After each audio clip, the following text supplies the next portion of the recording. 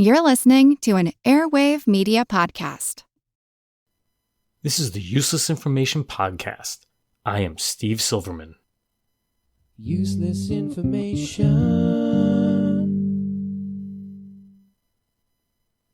So before I tell today's story, I just wanted to mention there may be some content that may not sit well with some of my listeners.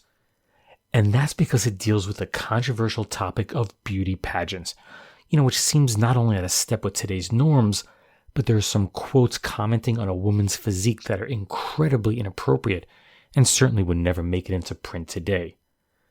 But I did opt to include these quotes simply because they're representative of the time period. I should also point out that the story is quite US-centric, but I do think the bulk of the story has universal appeal. Now, the judging of beauty, both male and female, has probably been going on since the beginning of mankind.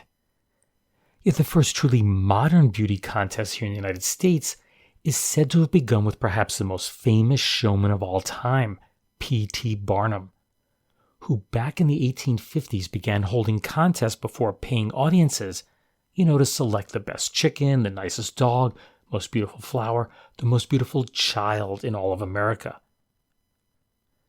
So it was only a matter of time before he turned his attention to the, quote, the handsomest ladies in the United States. Well, surprisingly, that was one beauty pageant he couldn't pull off. Due to the conservative nature of society at the time, Barnum was unable to find enough women willing to publicly place themselves on display. So his solution was actually quite ingenious. He would have a picture photo contest. Women would submit photographs of themselves, which Barnum intended to display in his museum, and then of course his patrons would vote for the most beautiful woman. The prize for being among the top 10 of the winners was a specially commissioned oil painting based on their photograph. In addition, a book of portraits titled World's Book of Female Beauty would be published in France for the whole world to see. Yet this was never to be. That's because Barnum sold his museum shortly before the judging ever began. But soon others around the country picked up on Barnum's idea, and the exhibition of submitted photographs became a respectable way for young women to have their beauty judged. By the early part of the 20th century, social norms began to change. Resorts and entertainment venues began to host beauty pageants, although they were strictly localized events.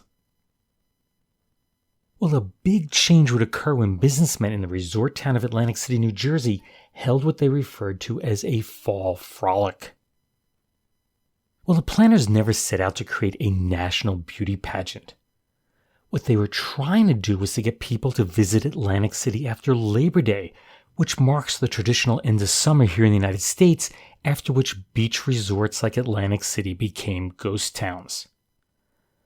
The first fall frolic was held on September 25th of 1920, and while the event did bring visitors in, it wasn't the smashing success that they had hoped for. To increase attendance the following year, changes were made to the program. First, 9 East Coast newspapers agreed to hold picture photo contests within their pages, and that allowed their readers to choose the most beautiful women in their city. The finalists from these contests would then go on to compete in a local beauty contest, the winner of which would be awarded an all-expenses-paid trip to Atlantic City to appear in the fall frolic. There, they would all compete in a beauty contest in which the winner would be crowned the Intercity Beauty. The next day, these young women would also compete in the Bather's Review, the winner then crowned the Golden Mermaid. Now, if you're imagining young women walking around the stage in skimpy swimwear, keep in mind that bathing suits were still quite conservative in 1921. Well, Miss Washington, D.C., Margaret Gorman, was the winner that year, and just prior to the 1922 event, her title was changed from the catchy, really original Intercity Beauty to Miss America. Now, I could throw in a lot of trivia about the early days of the pageant, but I'm going to fast forward to the 1937 contest because that's the focus of today's story.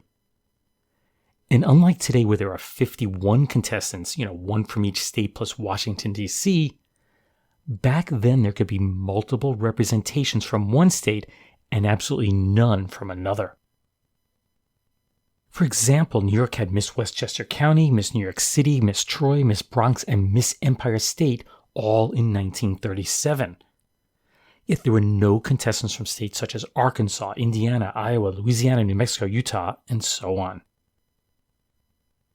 Now, Miss Puerto Rico was present, but she wasn't allowed to compete due to the contest rule number 7, which was abandoned in 1940, which required contestants to be, quote, of good health and of the white race. Festivities got underway on Monday, September 6th, with all the contestants meeting together for the first time at Philadelphia's Bellevue Stratford Hotel. After the women were photographed, given a tour of the city, they were the guests at an extravagant dinner held in their honor by the Philadelphia Variety Club. Earl Swigert, one of those in charge of the Philadelphia arrangement, stated, quote, "I never saw a finer-looking group of girls in my life. The judges this year will have a very difficult task to determine who's the most beautiful girl and the girl with the most personality. I understand also that some of the girls are really talented." The next day, all of the contestants boarded the American Beauty Special train, arriving in Atlantic City at 11:20 a.m. The pageant opened with a flag-raising and gun salute on the deck of Atlantic City's famed Steel Pier Entertainment and Amusement Complex. This was followed by dignitaries giving their obligatory speeches, which were probably quite boring, with music provided by Rudy Valley and his orchestra. The contestants met with the press at noon, followed by the Variety Club Jubilee Luncheon at the Traymore Hotel. Little side note here is that the Traymore Hotel is no longer in existence, but the hotel was located at the intersection of two Monopoly's most expensive properties, Boardwalk and Park Place. It was at 8:30 that evening that the first round of judging took place in the Marine Ballroom on the Steel Pier. As a crowd of 7,000 looked on, 15 of the contestants competed in what was called the Talent Preliminary Contest, which was really broken into 3 segments. First, the girls paraded past the judges in their evening gowns. That was followed by the swimsuit competition, and the night concluded with the talent portion of the show. Only the top talent winner, that was Miss Massachusetts Claire Nevulis, was announced at the end of the evening. The remainder of the rankings were kept secret. Now, this same contest would be repeated Wednesday and Thursday evenings until all 46 contestants appeared before the judges.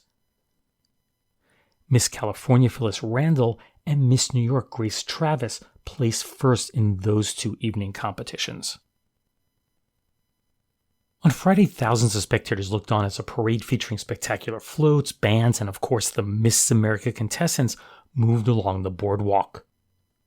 At 9 p.m., all of the contestants competed in the American Ball, during which the young ladies walked along the runway in their evening gowns so the judges could select, quote, the most beautiful girl in an evening gown and the, quote, girl with the most pleasing personality. The winner of the evening gown contest was Miss Bertrand Island, Bette Cooper, who, quote, wore a coronation red transparent velvet gown with a full skirt accentuated by a hoop. Miss Westchester County, Evelyn Ray, was voted to have the best personality. Then, at 11 p.m., the 15 women who ranked the highest in the 3 preliminary contests were announced, and that allowed them to advance on to the final competition. Well, Saturday was the big day. At 8:30 p.m., another 7,000 spectators packed the Marine Ballroom to witness the final judging. It wouldn't be until 11:30 p.m. that the coronation ceremony would begin. There was a tie for the 3rd runner-up between Miss California Phyllis Randall and Miss Miami Ermengarde Dietel. 2nd runner-up was Miss North Carolina Ruth Covington. The 1st runner-up was Miss Texas Alice Emmerich. And the new Miss America in 1937 was, drumroll please, 17-year-old Miss Bertrand Island, Bette Cooper. But just who was Bette Cooper? And where in the world was Bertrand Island? I certainly had no clue prior to researching the story. Well, the world would soon find out. Bette was born on August 11, 1920, to Mabel and Marion LeBrun Cooper in Hackettstown, New Jersey. She was the second of the couple's 3 children, and the family lived at 504 Moore Street. That's the same house she was born in, and it just happened to be located directly across the street from the campus of Centenary College. At the time of Bette being crowned Miss America, she had just begun her first year of junior college there. Prior to this, Bette attended Hackettstown High School, where she excelled in her academic studies, participated in theater productions, and was highly active in sports such as basketball, volleyball, and track. In her spare time, she loved to swim, play tennis, cycle, and dance. Although she did state, quote, "But not those modern dances. I prefer old-time graceful waltz." The interesting thing is that Bette Cooper never dreamed of becoming Miss America. Her path to the crown began in the summer of 1936 when she entered a beauty pageant at the Bertrand Island Amusement Park on Lake Hopatcong in New Jersey. Now, the amusement park is long gone, but it was a moderately sized family-run entertainment venue. You know, nothing like those mega amusement parks that exist today. So entering a beauty contest there was not a big deal. Being crowned Miss Bertrand Island carried no greater significance than, maybe being crowned the queen of a resort hotel or a parade. And Bette did not win that year. She came in third. Fast forward one more year to 1937, and Bette is back at the amusement park to have some fun with her friends. And wouldn't you know it, the park was once again holding one of its many beauty contests. Well, her friends convinced Bette that she should try one more time. She should enter the contest. And to her surprise, Bette was crowned Miss Bertrand Island 1937. 2 weeks later, on August 12, 1937, Bette and 10 other winners from local pageants met up in the Bertrand Island Ballroom to compete for the title of Miss Lake Hopatcong 1937. And once again, Bette was chosen to be the winner, which automatically advanced her straight on to the Miss America pageant. Now, since the amusement park paid for Bette's travel expenses to Atlantic City, she did not compete as Miss Lake Hopatcong. She competed as Miss Bertrand Island for publicity purposes. The reality was that Bette never expected to win the Miss America title. She simply wasn't the classic long-legged beauty that stereotypically wins beauty contests. Now, as judged by the press back then, Bette was more of an adult version of Shirley Temple. The main reason she agreed to participate in the Miss America contest was that it allowed her entire family to have an all-expense-paid trip to Atlantic City. And when she did win, Bette was completely unprepared for what came next. Moments after being crowned, dozens of photographers rushed towards the stage. The constant popping of the flashbulbs seemed blinding as Bette stood there in shock. Reporters began their rapid-fire questioning of the new queen, and as she sobbed in apparent happiness, Bette stated, quote, "I don't know what to say. I'm so happy." Shortly after that, the pageant came to a close and Bette and her family retreated to their hotel rooms to get some much-needed rest. The following morning, cameramen for the newsreel pictures and newspapers arrived to the steel pier to set up their equipment for a scheduled 10:30 a.m. press conference with Miss America and the runner-ups. But there was one big problem. Bette Cooper, Miss America 1937, was nowhere to be found. Phone calls were made to her room, but she was long gone. Even her parents couldn't say where she went. Miss America had gone AWOL. As reporters and policemen scuttled off in search for the missing Miss America, pageant officials attempted to make the best of a bad situation. And I'll put this on my website. there was a photograph syndicated in the newspapers across the country showing a vacant throne with Miss America's robe draped over it.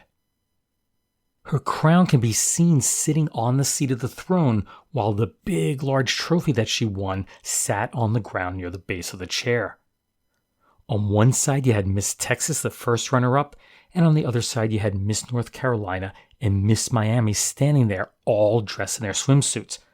But you hardly noticed them because of the empty throne. Atlantic City Mayor C.D. White told the press, quote, "We don't know where Miss Cooper is. Her parents didn't mind her entering the pageant, but they didn't expect her to win. They let her come down because it was a nice vacation for all of them, but now that she's won the crown, they don't want her running all over the country for stage appearances and screen tests." But where was Miss America? The rumors spread like wildfire. Did she forfeit her title? Would Miss Texas now be crowned Miss America? Could Betty have been kidnapped? Famed gossip columnist Walter Winchell even took to the airwaves and reported that Betty had eloped in Maryland. None of this was true. It turns out that Betty had been hiding in plain sight the entire time. In explaining what really happened, we must return to that first day when all the contestants showed up in Atlantic City. Upon arrival, each of the young women was assigned a male chaperone, officially called a chauffeur, to escort them around the city and to all of the pageant functions. This had been done out of necessity because the Miss America pageant was operating on a shoestring budget during the Great Depression. So to save money, pageant organizers came up with the brilliant idea of finding young men who would volunteer their time to entertain the young ladies. I mean, what young man wouldn't want to do that? On its surface, it seemed like the ideal situation. You know, the young men got to spend time with beautiful women, the contestants would have a handsome escort to show them around the city, and of course the pageant got free labor. What could go wrong? Well, they were about to find out. A few days before the pageant was scheduled to begin, 21-year-old Louis Off and a friend decided to volunteer their services. But by the time they arrived at pageant headquarters, only 2 contestants remained without chauffeurs. That was Miss New Orleans and Miss Bertrand Island. So Lou was courteous and he let his buddy pick first, leaving Lou with the only unselected girl. That was Bette Cooper.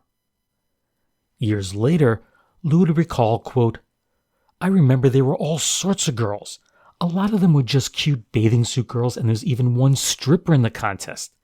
In this crowd, Bette Cooper stood out like a beacon in the middle of the ocean." The two hit it off right away. Blonde-haired, blue-eyed Betty was beautiful inside and out, while Lou was good-looking, well-dressed, and polite. His family owned both the nearby Brighton Hotel and a floral nursery, so he was able to send Betty orchids every single day of the pageant. While Betty seemed enamored by her chaperone, Lou saw it more as an opportunity, to spend some time with a beautiful woman. On the day of Betty's coronation, she had some downtime before the evening pageant, so Lou asked her if he could take her to lunch.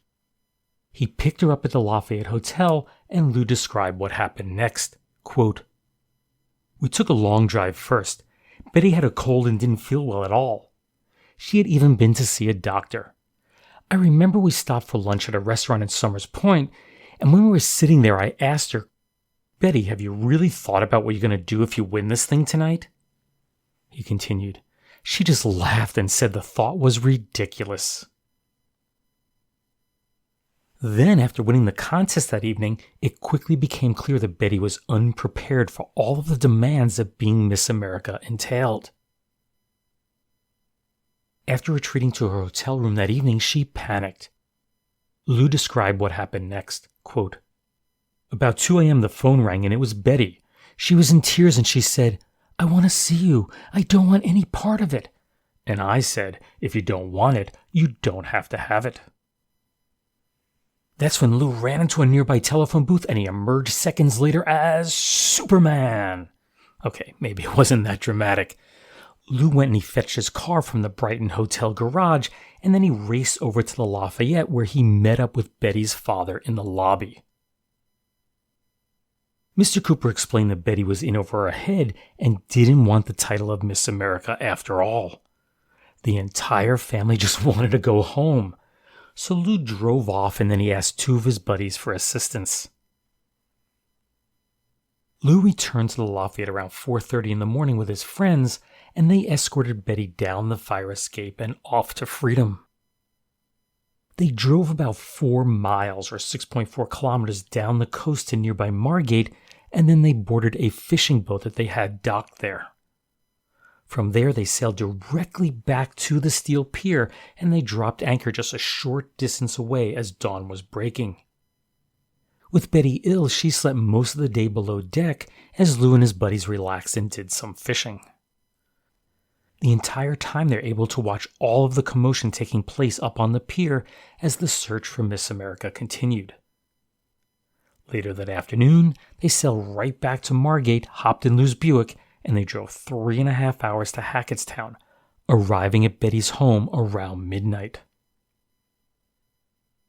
Once officials determined Bette's whereabouts, the pageant's board of governors had an emergency meeting to determine how to handle this unusual situation. Bette was willing to walk away from all of her winnings, and that included a 6-week vaudeville contract, $400 for a 5-day stint on the steel pier, that's about $7,200 today, a $1,000 fur coat, which is worth about $18,000 today, although there was an initial misunderstanding as to whether or not she was getting the coat for free or whether she was getting it at cost. And finally, there was a flight to Hollywood for a screen test. She was willing to walk away from all of it. But the real question was whether or not pageant officials would force Bette to forfeit her Miss America title. George D. Tyson, then the director of the Showman's Variety Jubilee, which operated the Miss America pageant, soon announced, quote, "Miss America has decided against launching her professional career at this time. She is too ill to be on hand today. She is still Miss America. She rightfully won, and the pageant officials will not dictate her future course." Yet behind the scenes, there was a lot of negotiation taking place. With Bette being only 17 years of age, she couldn't be held legally responsible for any contract she had signed. So her parents demanded that she receive a less vigorous schedule. It was agreed that in exchange for Bette retaining her Miss America title, she would participate in only a small fraction of her expected duties. 4 days after being crowned Miss America, Bette Cooper announced to the world that her abdication was completely a mistake. Needless to say, the press had a field day with this story. It was front-page news across the nation. In fact, the Associated Press ranked it as the 10th biggest story of 1937, with the Hindenburg disaster being number 1. One article concluded that Bette's initial decision was the correct one. Quote, "According to actuaries, the odds are almost 4-1 against any holder of the crown making a successful marriage. The average Miss America can expect no more than 3.9456 years of bliss." Well, I guess only the passage of time will determine if Bette could beat those odds. Another story, and this one's quite offensive by today's standards, commented that ordinary women shouldn't fret because Bette's proportions weren't perfect either. Quote, "She is 5 feet 6 1/2 inches tall and weighs 120 pounds. She has a bust measurement of 32 inches, hips 36 inches, and waist 26 inches. Thigh 20 inches, calf 13 inches, ankle 8.5 inches. According to the accepted standards in symmetry, Miss Cooper's hip measurement is too large or her bust too small. The rest of her measurements are very nearly perfect, and she's an exceptionally pretty girl." Wow. Reporters waited outside the Cooper home, but the family had very little to say. Mrs. Cooper answered the door and stated, quote, "Bette is in bed sick, and I'm going to bed. I'm sick." She then pointed to a sign placed near the doorbell that read, "Do not ring the bell owing to sickness." Bette's father said, quote, "Bette is not the type of girl to appear in vaudeville. She isn't robust enough for the professional grind. She just entered on a lark. Her mother and I want her to finish school first to get polished off, then do something that isn't strenuous, like modeling for magazine covers. As for her relationship with Louis Off, her sister Mabel stated, quote, "Puppy love, not serious." Her father added, "That's no romance. Lou's too sensible a boy to think of romance at his age." When questioned by gossip columnist Dorothy Kilgallen, Betty said, "Love? Poof, I'm not in love. I'm too young. All I can think of is going back to school. Louis is just a friend of my family." Months later, it was clear that Betty had no regrets over her decision. Quote, "I want as good an education as I can get. After that, I want to try at earning my own living. I hope that I'll be able to get into radio. After that, I'd like to marry, but not before I've finished with a career." Throughout the remainder of her year as Miss America, Betty mostly focused on her education and selectively did promotions for the pageant in her spare time. Quote, "On Saturday, I often go to New York to pose for commercial photographers, and several times I've endorsed products over the radio." Her public appearances were quite few, but she did appear in the occasional parade, at a promotion for New Jersey's dairy industry, and at a few fashion shows. In print advertisements, Bette Cooper could be seen receiving a new Underwood typewriter, endorsing soaps, or promoting the Beauty Rest line of mattresses with the quote, "It gives me a real beauty rest every night," printed right next to her image. At the end of her reign, she commented, quote, "I've done what I wanted to do. You might say I've eaten my cake and had it too." After dealing with the fiasco of the 1937 pageant, changes were made to the competition. First, all future contestants were required to be between the ages of 18 and 28. Of course, that minimum was set to ensure that the winner could legally sign a contract that detailed, all the responsibilities and duties required of being Miss America. In addition, they ended the male chaperone program, probably no surprise there. It was replaced instead with a hostess program, and it prohibited the contestants from spending any time alone with a man during the week of the beauty pageant. As for the 1938 pageant, it basically went off without a hitch. Marilyn Masecki of Marion, Ohio, was crowned the new Miss America, and it was tradition, and it still is, that the previous Miss America would hand off her sash and crown to the new winner, but that did not happen in 1938. That's because Bette Cooper was not at the pageant, an absence that the press interpreted as a major snub on the part of the pageant organizers. After Betty completed her 2-year degree at Centenary Collegiate Institute in 1940, she found employment as the public relations director of the Sandy Valley Grocery Company in Ashland, Kentucky.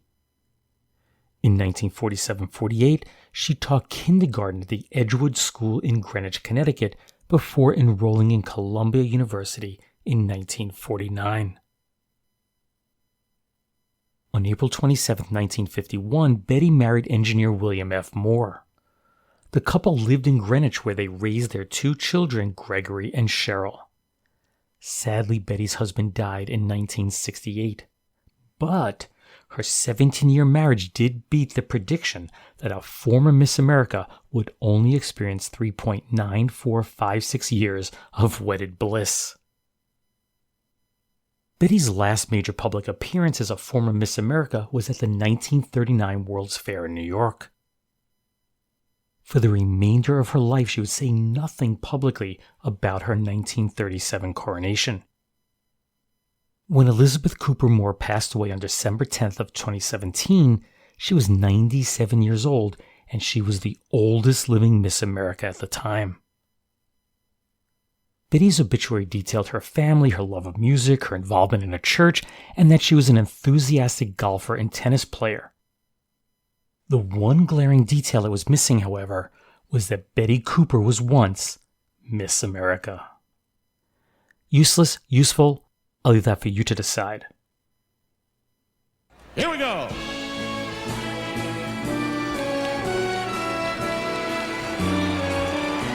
Oh, there she is.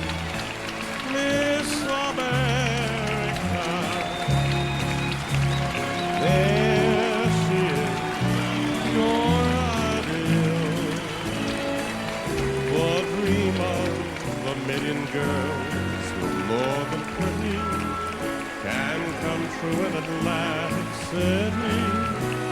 She may turn out to be the queen of femininity. There she is, Miss America.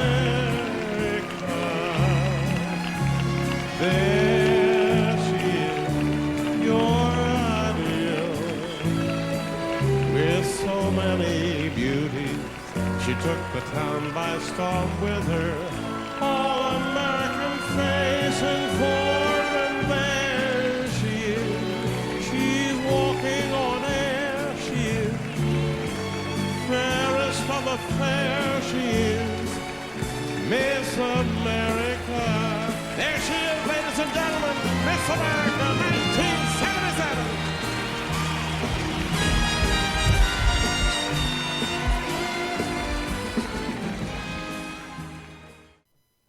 Call me a dork, but when I was a kid, my favorite part of the Miss America contest was not watching the beautiful women parade across a television screen.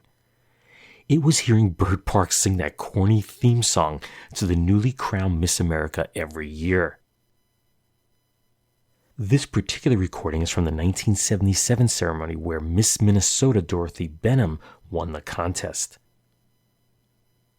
The song There She Is, Miss America was written by Bernie Wayne while he was getting a haircut in 1954. It was first used in a Philco television playhouse show titled The Miss America Story that starred Lee Merriweather and Johnny Desmond.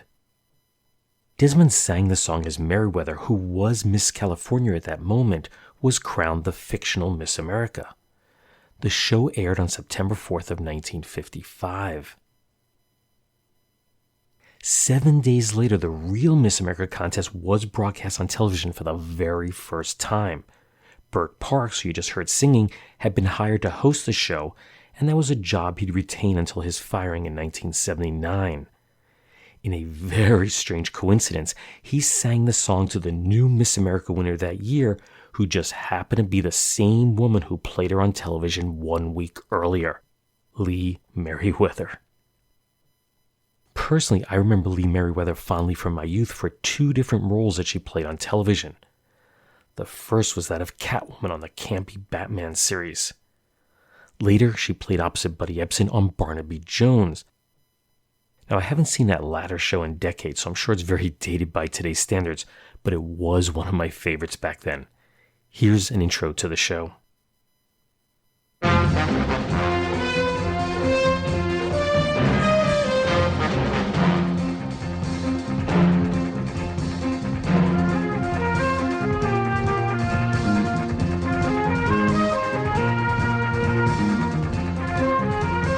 Barnaby Jones, starring Buddy Ebsen, also starring Lee Merriweather, with guest stars Janice Rule,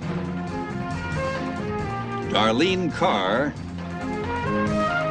Victoria Shaw, special guest star William Shatner. Tonight's episode, To Catch a Dead Man.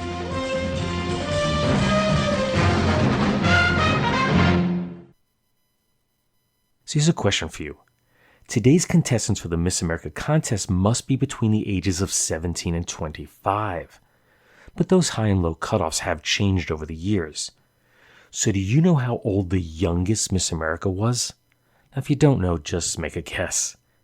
Well, hang around for a bit and I'll let you know the answer at the end of this podcast. In other news, here are 3 stories dealing with beauty contests in one form or another.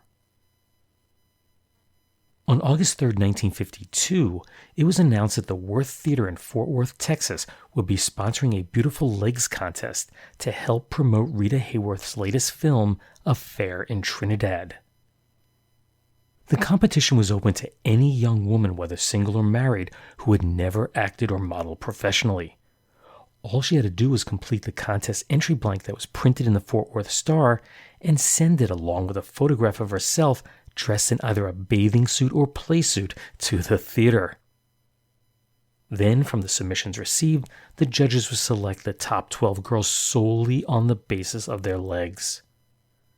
Then, on August 15th, the dozens selected would compete for the best legs in front of a live audience just prior to the premiere of An Affair in Trinidad. At first glance, it seemed as if the winner of the contest would win an all-expense-paid trip to Trinidad that included a 2-day trip to New York, a bon voyage party, a contract with a New York model agency, and an additional $3,000 worth of assorted prizes. But as they say, the devil's in the details. In reality, the top winners in Fort Worth would receive prizes from a local women's clothing store. The grand prize winner would then have her photograph forwarded to New York for national judging. And that's because the same contest was occurring in cities and towns all across the United States. Well, the winner of the Rita Hayworth Beautiful Legs contest in Fort Worth was 18-year-old Miss Charlene Campbell, a senior at Polytechnic High School. The following May, Charlene competed in the Miss Fort Worth pageant.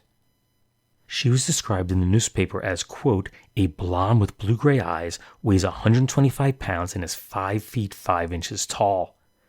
Miss Campbell has a 37-inch bust measurement, 23-inch waist, and 36-inch hips. I just can't believe they printed this stuff. Needless to say, Charlene didn't win the contest. Miss Betty Harbin, a sophomore at Texas Christian University, was crowned Miss Fort Worth. That made Miss Harbin eligible to compete in the Miss Texas contest, but she lost out to Paula Marie Lane, of which the Fort Worth Star-Telegram reported, quote, the 18-year-old Miss is 5 feet 7 inches tall and weighs 128 pounds. She has a 36-inch bust, 34-inch waist, and 37-inch hips. She was graduated from Claiborne High School this spring and has ambitions to be an airline stewardess or a model. Well, Paula Lane went on to compete in the Miss America contest, but lost out that year to Evelyn A., Miss Pennsylvania. Next, it was reported on Wednesday, July 1st of 1964, that 17-year-old Barbara Gander had been selected from a pool of 20 finalists to be the winner of, you're going to love this, the World Posture Queen pageant that was held in Denver, Colorado, and judged by the American Chiropractic Association. What an honor. The first of these contests was held in Michigan in 1955 by the Mission Academy of Chiropractic. The following year, the pageant went national and international the next. While poise and personality certainly factored into the judging, the most important of the criteria was to have a perfectly straight spine. And the way they determined this was quite interesting. They gave each of the contestants an X-ray. As unusual as this contest may seem, it proved to be quite popular. Just as in your typical beauty pageant, the winners of local pageants would then move on to compete on a state level, and then they would advance on to the national level. Well, the search for a World Posture Queen ended in 1969, although local contests did continue for a few more years after that. Lastly, one of my favorite movies of all time is 1968's Planet of the Apes. The movie proved to be so successful that 4 sequels were made in quick succession, each one, in my opinion, getting progressively worse. Now, as a promotional stunt for the 4th film, which was Conquest of the Planet of the Apes, a contest was held to find, quote, the most beautiful ape in the world. An advertisement in the June 10, 1972 issue of the Los Angeles Times reads, quote, girls 18 and over, enter the most beautiful ape in the world beauty contest. Sponsored by Gary Owens of radio station KMPC. Monday, June 12, 1972, Century City Mall, near Broadway Department Store, 12 noon. Winner to receive a 1-week film role in producer Arthur P. Jacobs' next Apes film. Music, stars, Beautiful Apes. Judges from the newest Apes movie are Ricardo Montalban, Don Henry, Harry Rhodes, and Natalie Trundy. Oddly, every time I hear the name Ricardo Montalban, and I know he had a lot of great roles in his life, all I can think of is rich Corinthian leather, which, by the way, was made in Newark, New Jersey. Each of the contestants was required to wear hot pants or bikinis during the competition. In addition, the young women had to cover their faces with an ape mask and were, quote, judged solely on the basis of their figures and ability to climb trees. The winner of the contest was 24-year-old Dominique Green of Malibu, California, and as you heard, she was guaranteed a 1-week contract to appear in the 5th film. That was 1973's Battle for the Planet of the Apes, $350 in cash, which is about $2,150 today, and supposedly all the bananas she could eat. So did this make Ms. Green a movie star? Well, according to the Internet Movie Database, the only film she ever appeared in was Battle for the Planet of the Apes. Her role is listed as female ape, and then in parentheses it says, uncredited. So earlier in the podcast, I had asked you what the age was of the youngest woman ever to be chosen Miss America. Did you know? Well, the youngest Miss America was Marion Bergeron, Miss America of 1933. She was from West Haven, Connecticut, and she held the title for 2 years simply because there was no competition held in 1934. Marion was just 15 years old when she was first crowned. Now, there was one other Miss America that held the title for more than 1 year. She was Mary Catherine Campbell, and she was Miss America for 1922 and 1923. She was also the first runner-up in 1924. And of course, after that, they changed the rules so that no one could ever be Miss America twice. As for why there was no Miss America contest in 1934, there's a bit of a backstory there. Basically, by the mid-1920s, a combination of bad press and pressure from women's groups and church officials began to give Atlantic City a bad name, so pageant organizers voted 27-3 to discontinue the contest after the 1927 ceremony. When the Great Depression hit, tourism was brought to a screeching halt, and of course Atlantic City suffered greatly. So in 1933, the decision was made to relaunch the Miss America pageant in the hope that it would attract huge crowds. Unfortunately, due to poor promotion, it was a financial disaster. So it was right back to the drawing board, and of course the 1934 contest was skipped. With better planning and promotion, the program was relaunched in 1935 and has continued ever since. If you're curious, 4 women tie for being the oldest chosen to be Miss America. All were 25 years of age, although it should be pointed out that the maximum age was capped at 24 for many years, and that was finally changed in 2018 to 25.